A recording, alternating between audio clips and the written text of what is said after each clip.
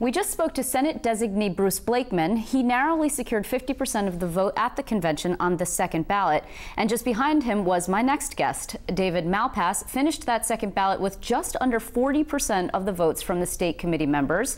And he vows to go ahead with a primary challenge against Blakeman. Mr. Malpass, thanks for joining us. Hello, Liz. Nice to see you. Good to see you. So the convention, was that, did it play out as you expected? We went in there expecting that it would end up with a primary between yourself and Bruce Blakeman, and that's exactly what happened. You did not end up the designee. Were you disappointed by that? No, I was very pleased with the outcome. You know, we got support from across the state, so lots of people that I'd met with came through, and I'm very pleased to have that support. I think it's a good base for going into the primary. You're actually sort of a political newcomer. You've never done this before. What was your reaction? You were actually on the floor of the convention, which is a little unusual. Usually candidates stay off the floor. You were right there among the delegates or the convention goers. What was your feeling about it? Yes, I've never run before and had never been to a convention before. So there was a lot of energy. It was interesting to see how people were thinking about the elections and also trading their votes among counties in order to come up with an outcome. I think there was consideration given of what the ticket would look like. You know, the Republicans want to have, and I think do have, a message that enough is enough, that Washington's spending way too much money, and it's going to take a real upheaval to bring change to Washington. So that means everybody's working kind of in the same direction and arguing a little over personalities, over backgrounds, right, qualifications. I'm the outsider, and so it's an uphill battle in the normal party process. But I was very pleased with the outcome. Then 40% for a newcomer is unusual. It's good. Your ticket actually, since you bring up the subject of balance, is all white and all male. Yeah. You've only got, if I'm not mistaken, there's one real upstater. He's the Chautauqua County executive, Greg Edwards. He's running for lieutenant governor with Rick Lazio, and then some people grouped around the suburbs. But really, I mean, the diversity factor is not there, and now the Democrats have much the same problem, although they're all from downstate and perhaps one woman. But are you concerned about that at all, that the Republicans can't embody that big tent message that they try to put out?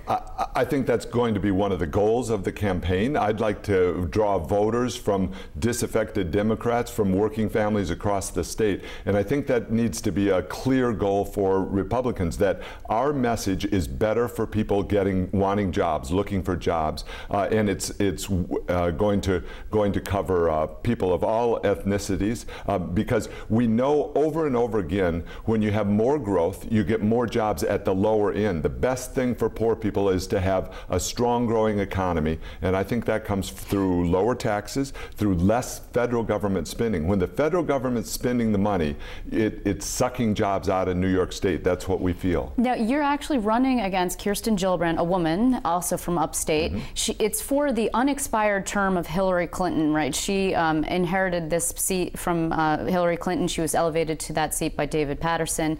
You had some harsh words, actually, for her. During your acceptance speech, you spoke of her. You said she was silent on the Israel issue. You hit her. You called her Senator Acorn. You said she had become too liberal. She used to be a blue dog in Congress. I mean, is this what we're going to see more of, this sort of attack approach? But in my speech also, I gave lots of issues, positive things. I want to be the solutions guy. Washington is really broken. I've worked there. I know it thoroughly. This was in the 1980s when change was brought to Washington, and that can happen again. So I really want to be proposing, and am proposing, differences on health care, where they're doing a bad job. They're putting forward 2,700 pages of legislation that's just going to make the system worse and gum it up and cost a lot of money.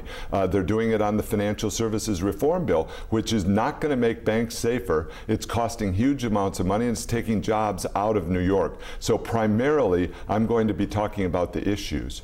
Okay, but we should say, when you say you were in Washington, we should say that you were an Assistant Secretary of Treasury and State for Presidents Ronald Reagan and George H.W. Bush 1, right?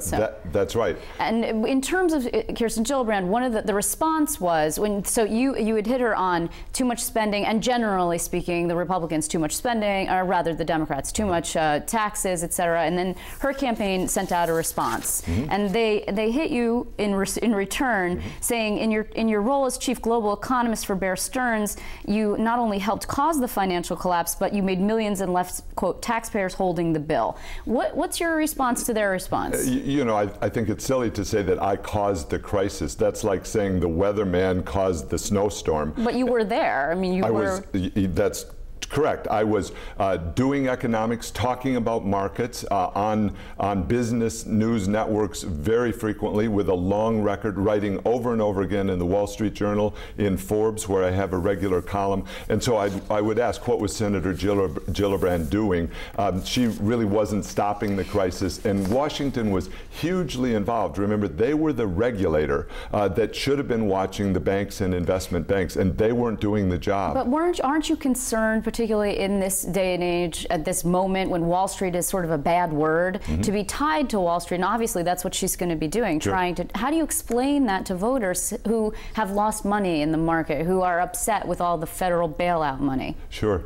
Well, New York State needs a working financial system, one that's well regulated and one that creates jobs in New York. And so as she raises the issue, I'm very pleased to talk about the issues. New York needs people, needs someone who really knows financial markets, knows the economy and is interested in it. And I would like it if she, as a representative of New York, took more interest in these issues and got more involved.